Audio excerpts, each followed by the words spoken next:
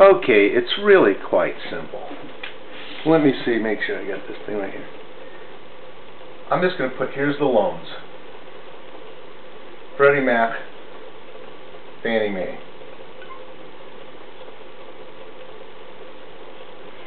And this is whatever the amount is out there.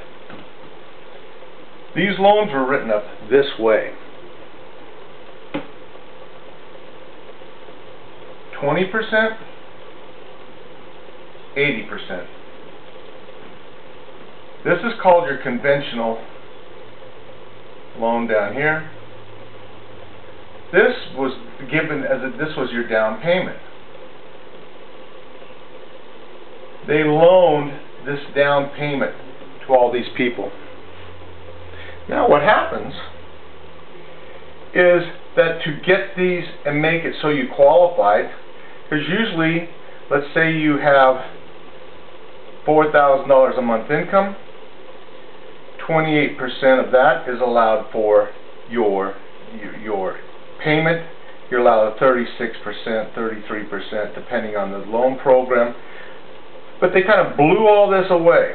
But let's just look at this real quickly. It's like, what, $900 and $1,120? I'm going to put that there. I'm not going to do the math, but let's say it's 28%. It's a little over that. That's just on my head. Okay, so that's the income you can have for this whole loan on that amount. But they basically threw that out, threw out these percentages, went to a credit score. And the credit score would be raised by your debt. Two things. Hold on a second. Okay, so your credit score went to up then, let's say you got that anywhere from 400 to 700. Then what they would do is say, okay, you make these payments on time. What we're going to do first is go and give you a lower payment here on this part.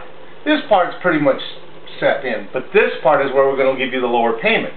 So they would knock this out, maybe, and it depended on the case. Some of them would say, okay, we're going to knock it out, we're going to give you a payment, but it's going to be 12% on this side, this 20%. We're going to get a high rate of return on this. And here we're going to give to Freddie Mac, Fannie Mae 8%, or 7%, or 6%, whatever it was the rate at the time.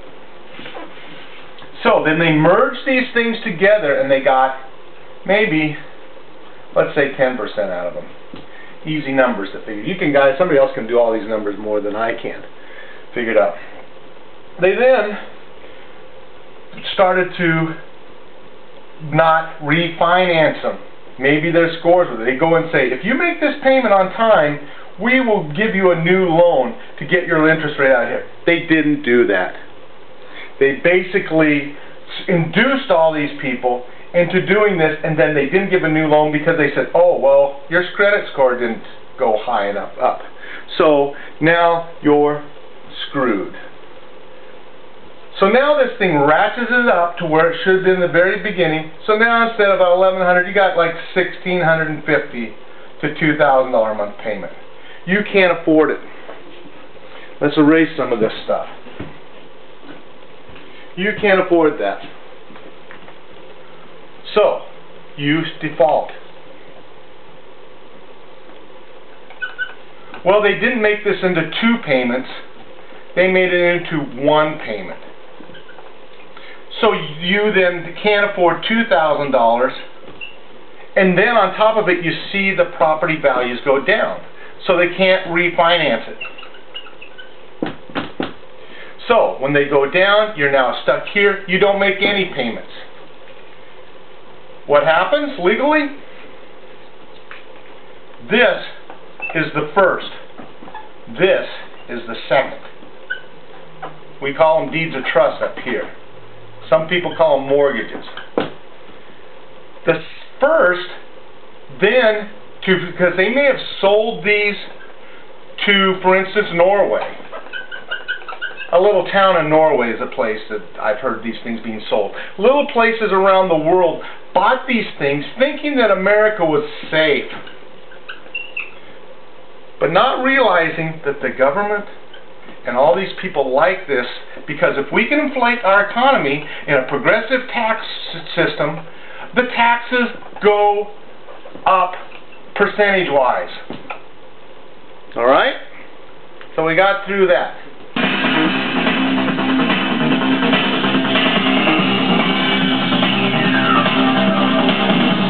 Okay.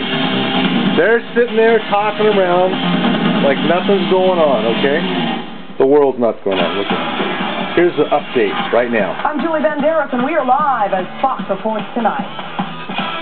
Okay, here we go. At times like these, there's no time to waste.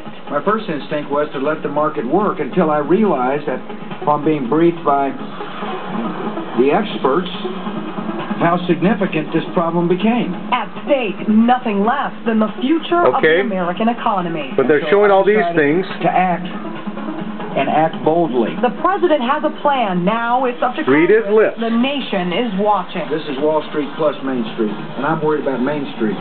But that's not where it's happening. Innocent men, women, and children. Fire in the sky. Stop this for a second. On the ground. Killers take... Don't need it in here. That's just...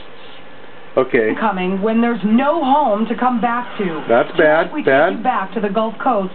That's not what we're going to try to get into here. Okay? Just, I mean, that's sad, sad, sad. But here we are, the Fox Report. Here's this lady. $700 billion. This is what I want to talk about.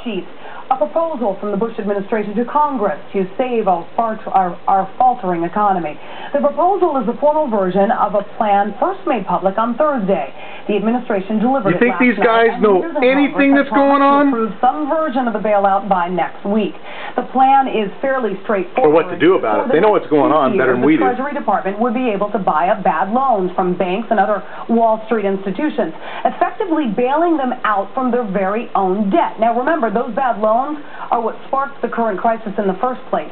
Now I'm going to show you what happened here. With bad credit or no credit, they sold the mortgages to firms that packaged and then resold them. And showed them to other countries. The whole time.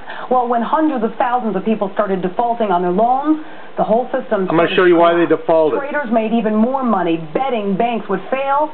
And they did. And now we, the taxpayers, you and me, are getting the bill to clean up the whole mess. And as bad as all of that sounds, the alternative may have been even worse. An economy coming to a grinding halt. Jenna Lee from Fox Business joins us now.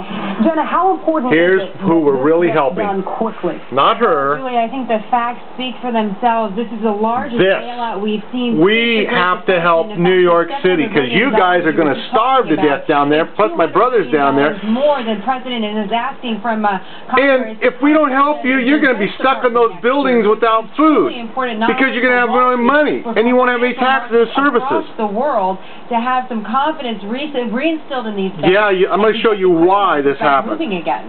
And right now, says we're up to me, the average person. What does it mean for their banks and money?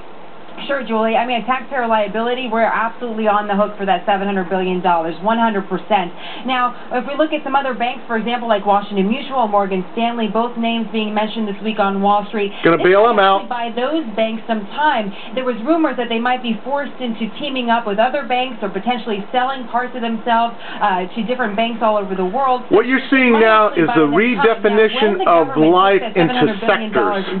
You'll have your financial sector, you'll have your food, agricultural sector, and you're going to have to start doing an economy like that. So for some of our commercial I hate people talking over people. They're going to see this price tag, and they may have to let me show you this now and adjust accordingly. I'm not saying